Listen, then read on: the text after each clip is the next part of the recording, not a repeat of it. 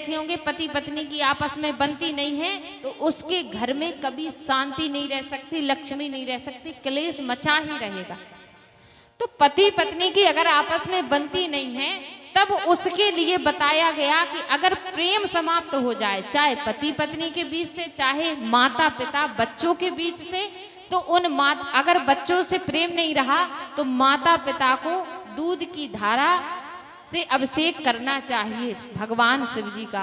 और पति पत्नी में प्रेम नहीं है तो पति दूध की धारा प्रवाहित करे, पत्नी अगर प्रेम नहीं करती, और पति अगर प्रेम नहीं करता तो पत्नी दूध की धारा प्रवाहित करे। और कई माताएं हंस रही हैं महाराज।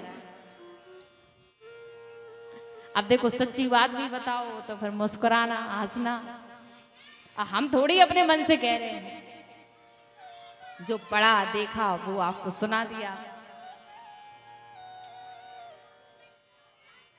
तो महाराज इस प्रकार से दूध की धारा, उसके बाद गंगा जल की धारा, गंगा जल की धारा शंकर भगवान पर प्रवाहित करें तो मोक्ष प्रदान करती है। और गंगा जल का महत्व अपना ही एक बहुत बड़ा महत्व है। जिस गंगा को भगवान शिव ने अपने मस्तक पर धारण कर रखा हो, समझो उसका महत्व कितना बड़ा होगा। एक प्रकार से माता पार्वती से भी ज्यादा सम्मान भगवान शिव जी ने माता गंगा को दे रखा है, क्योंकि पार्वती माता को तो अपने बगल में अंग के निकट बिठाते हैं, लेकिन माता गंगा को सर पर बिठाते हैं। पत्नी कितनी भी प्यारी क्यों ना हो, पत्नी कह दे सर पर बिठा लो महाराज, अब बिठा ले तो माने, नहीं बिठा सकते। आपस में बहुत प्रेम है लेकिन पत्नी को सर पर नहीं बिठा सकते। क्यों? जरा सी अगर पत्नी बात ना माने तो पति क्या कहता है, अरे मेरा ही कारण है जो तुम सर पर चढ़ रही, बात ना सुने तो सर पर बिठाना, तो समझो उस व्यक्ति को कितना सम्मान दिया होगा जिसको भोले बाबा सर पर धारण किए। तो गंगा जल से शंकर भगवान बहुत प्रसन्न रहते हैं। गंगा जल से अगर कोई धारा प्रवाहित करे तो मोक्ष प्रदान करते हैं। क्या करते हैं? मोक्ष प्रदान। अब जिसको जो आवश्यकता है अपने अनुसार, तो अब ये नहीं महाराज की एक दिन दूध, एक दिन गंगा जल, एक दिन जल, ये सब नहीं करना। जिस विशेष वस्तु की आपको आवश्यकता है उसका प्रयोग करें। और अगर कोई भयंकर बीमारी है, बहुत भयंकर बीमारी है, कोई कष्ट है, तो फिर एक लोटा जल ले जाएं और शंकर भगवान पर धारा प्रवाहित करें और महामृत्युंजय मंत्र का उच्चारण करें, उससे आपके स्वास्थ्य में सुधार होगा। ये 3 से 4 प्रकार के धारा प्रवाहितों के बारे में शिव महापुराण की कथा में बताया गया है कि इस प्रकार करने से हमको क्या उचित लाभ प्राप्त होते हैं। ये धाराएं हैं। अब कुछ पुष्प हैं, उनकी चर्चा कल की कथा में करेंगे। रोज कुछ ना कुछ नया चाहिए। अब इकट्ठा सब सुना देंगे तो सब भूल जाओगे। अभी कल का पूछे तो आपको कुछ याद नहीं होगा, कल का पूछे तो कुछ याद नहीं होगा। जरा कोई हाथ उठाना, माताएं बैठी हैं, कल की कथा का कुछ याद है? अब याद कैसे रहेगा महाराज? जैसे ही माइक से आवाज पहुंची, बोले 5 बज गए हैं, अभी तो 2 घंटे बैठना पड़ेगा, क्यों ना हम 6 ही बजे चलें तो आरती लेकर चले आएंगे। कोई कहता है अरे नहीं नहीं 4 बजे चलते हैं, क्योंकि थोड़ी अगर 1 घंटे नहीं सुनी तो जाने का लाभ क्या है। ये विचार बनाकर माताएं आती हैं।